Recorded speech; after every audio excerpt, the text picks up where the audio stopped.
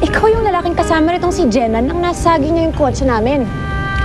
Anong ginagawa mo dito? Ma'am Ivy, empleyado po siya dito. What? Ma'am, si Sir Joshua po mismo nag-hire sa akin. Ako na ho yung bagong driver niya. Oh my God! What's happening? Bakit dumadami na yung mga hampas lupang empleyado ng restaurant na to? Ma'am, huwag naman kayo magsalita ng ganyan. Mahirap lang ho kami, pero hindi naman kami masama eh. I don't trust people like you. Kung si Joshua na uuto nyo, pues ako, hindi.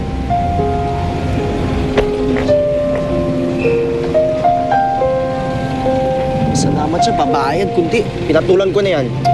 Hayaan mo na lang. Hoy! Ninang Ada, nandyan po ba si Inay? Andiyan dyan pa. Alam mo naman nanay mo, walang tigil sa katatrabaho yun. Andiyan sa likod, nagluluto pa. Talaga, madam? Pagkakapangagong naman ko! Yes! Sus, maniwala ka naman dyan. Binobola ka lang yan, no? Maging itera. Ay, hindi ah. Teka, madam. Ito inaanak ko. Jen, halika dito na. Jen, sinusundo ko lang si Inay. Ay, mamaya pa hindi pa ito tapos sa ginigibo niya. Madyan, halika na. Kami, di ho, dali.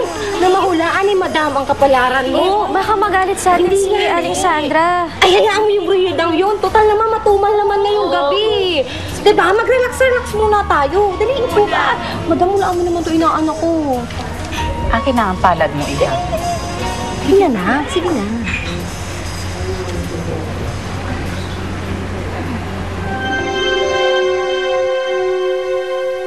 Kinuha pa lang ang driver ni Joshua yung lalaking yun.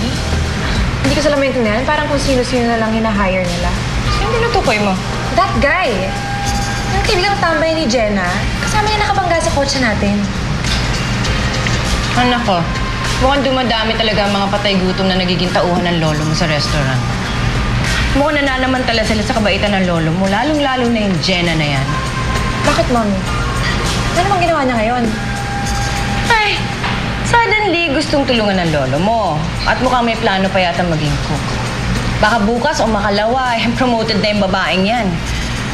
Ayaw na ayaw kong nakakalapit sa lolo mo mga taong kagaya niya. So you keep an eye on her. May maganda akong nakikita sa kapalaran mo, Iha. At hindi ito magtatagal. Makakamtan mo ang lahat. Talaga, madam? Ano yung magandang kapalaran na yun?